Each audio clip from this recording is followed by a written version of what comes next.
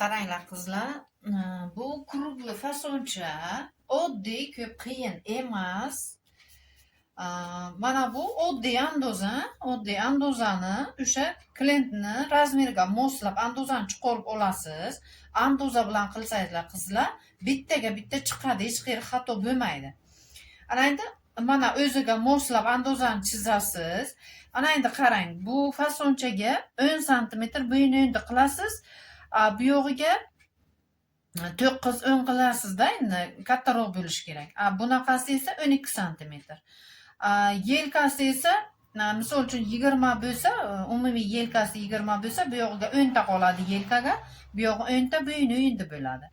Ana endi bu kruglini chiroyli qilib olasiz, mana bu joyini. Mana 10 ga 12 qilib. Endi mana bu joyi bizaga mana bu orqasi to'g'ri tushadi-ku, mana orqasi to'g'ri tushadi bizaga. Old tarafi esa ichkari kirib keladi. 1-1,5 sm ichkari kirib keladi. Yelkadan ko'ra mana bu joy ichkari kirib keladi. Mana shunday ichkari kirib kelgan vaqtga mana shu andozamiz mana shunday kelib chiqadi mana. Mana orqasi to'g'ri tushadi. Oldi nimaga? Chunki oldiga qo'l bor. Endi mana shu joydan 8 sm tushirasiz mana. 8, 9, 10 razmerga qarabda.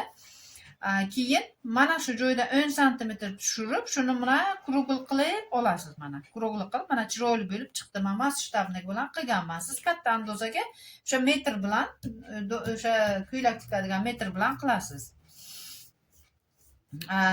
Mana shunday qilib krugl qilib chiqarib olasiz. Buni alohida bichib olasiz. Kaketkani buklovga, mana bu joyini buklovga tashab bichib olasiz. Endi qopini ko'rsataman. Qopini mana nimaga qo'ydigan? Qopini mana ana bu qopini o'zini men bichib olaman, chizaman, qarang. Qopini o'zini chizaman hozir mana. Mana qopini o'zini chizaman. Mana bunday kelibdi, mana kelibdi, bu yog'i bunday ketibdi. Bizga vitishga kerak emas, chunki zborkalik. Agar kasoy qilmoqchi bo'lsangizlar buni materialni uchburchak tashab kasoy qilib bichsangizlar ham bo'ladi buni. Bu tarafini to'g'ri qilib qiyoq berib olasizlar. Ana endi mana bu andozamiz bo'lsa, mana. Endi zborkalik qilmoqchi bo'lsangizlar, mana bu joyiga 10, 12, 15 mana zapas tashab olasiz. Mana bu yoqqa qaratib mana. Endi mana shu 10-12 ni zapasni pastga mana ana shu buklov bo'ladi, mana buklov bo'ladi. Endi buni qanday bichasizlar qizlar, qaranglar. Mana bu to'g'ri chizdik, mana shundan to'g'ri chizdik. Ana shundan 2 sm yuqoriga ko'tarasizlar buni. Buni o'zini buni tagidan, buni 1 sm cho'qaq tashab, buni bichilmaydi-da zborkalikka. Qachonki klyosh qilmoqchi bo'lsangizlar, kasoy material mamnay tashab, bunaqasiga kasoy bichsangizlar, bez zborka kasoy qilmoqchi bo'lsangizlar, o'ziday qilib bichiladi 1 sm cho'qaq tashlab. Lekin zborkalikka buni bichilmaydi. Mana to'g'ri qilib oldik chizib, endi 2 sm yuqoriga ko'taramiz mana. Mana 2 sm ko'tardik. Mana bu joydan 2 sm ko'tardik mana buklovdan. Endi mana bu joydan 1 sm cho'qaq tashlaymiz. Bu tarafiga mana 1 sm dan cho'qaq tashlanadi bizaga. Mana. Bu yoqqa ham cho'qaq ketadi. Endi mana shuni ana shuni shunday qilib ana shunga keltirishimiz kerak mana. Avval qilib ana shu 2 ga keltiriladi mana qizlar, mana. Avval qilib 2 sm ko'targan joyimizga avval qilib keltirishimiz kerak, mana shu 1 sm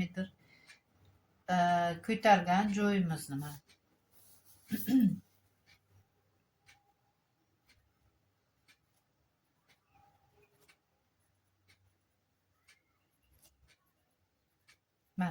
Mana bu joylarga ishlarsiz bo'lmasin, bu joyga. Bu yoq shunday qolib ketadi. Mana ana shunday qilib, mana avval qilib, mana shunga keltirasizlar mana. Ana shunday qilib bichiladi, keyin zborkaga tortib tikiladi qizlar. Bu nima uchun? Buni hozir ana buni tagidan 1 sm cho'qaq tashab ketirsangizlar, bu mana zborkaga berilgan vaqtda qizlar, zborkaga berilgan vaqtda mana shu joyi mana bu yer tekisku, bu yog'i yuqoriga ketgan-a. Bizaga tikilgan vaqtda mana bu joyi mana bu yerga keladi. Zborkaga terilgan paytda mana bu joyga keladi. Bu joyi bu joyga keladi. Ana shunday zborkaga tortilgan paytga. Keyin nimani ko'ylakni etagi ko'tarilib qoladi. O'sha uchun mana shu joydan 2 sm ko'tariladi, bu yerdan 1 sm. Mana shunga avval qilib chiziladi. Ana shunday qilib qilinadi qizlar. Men hammasidan ko'rganman vaqtiga. Ana shunday qilsangizlar, mana bu joyi ko'krak hisobiga bizaga etagi tekis bo'lib chiqadi. Mana bu qo'ygan masofa. Ko'krak hisobiga ko'krak ko'taradi, etagi ko'tarilib ketmaydi tepaga. Orqasi uzun bo'lib, oldi kalta bo'lib qolmaydi. Ana shunday qilib bichiladi qizlar. Orqasini ham xuddi shunday qilmoqchi bo'lsangizlar agar, oddiy qilib tushuntirib ketaman. Mana shu joydan 8 sm tushirasiz. Mana pastidan esa misol uchun mana 8 sm bo'lsa, mana bu 8 bo'lsa, bu tarafidan xohishga qarab mana 12 sm mana tushirdim. Mana bu joydan 12 tushirdim. Mana shunday qilib kaketkani chizasizlar. Bu tarafni o'ng qildik oldini. Oldini o'ng qildik, orqani ham o'ng qilib olamiz. Mana o'ng qilib olamiz. Bu tarafini yana 1-2 sm tushiramiz mana. Bu yoq uyilgandan keyin bu tarafi ham uyilish kerak. Bo'lmasa yaxshi chiqmaydi. Mana. Ana shunday qilib uyiladi. Bu bo'yni undisi ham o'zidan kattaroq bo'ladi. Ana shunday qilinadi. Orqa qo'pi ham xuddi mana shunday bichiladi. Oldini qanday bichgan bo'lsangizlar shunday. Faqat oldiga zborkaga 8 ta tashlanadi, oldiga esa 10 ta 12 ta tashlanadi. Mana bu zborka uchun. Orqaga uncha ko'p kerak emas. 8 ta tashlasangiz yetadi, normal bo'lib chiqadi. Mana qizlar, mana bu fasoncha shunday bichiladi qizlar. Hammaga omad tilayman, tikib ko'ringlar. Tikalardan keyin gruppaga rasmni tashlanglar, bepul darsligingizdan o'rgandim deb yozib, videosini, rasmini tashlanglar qizlar. Yengini xohlasangiz oddiy yeng qilasiz, xohlasangiz klyosh yengcha qilasiz. U o'zlaringizning fantaziyalaringizga bog'liq qizlar.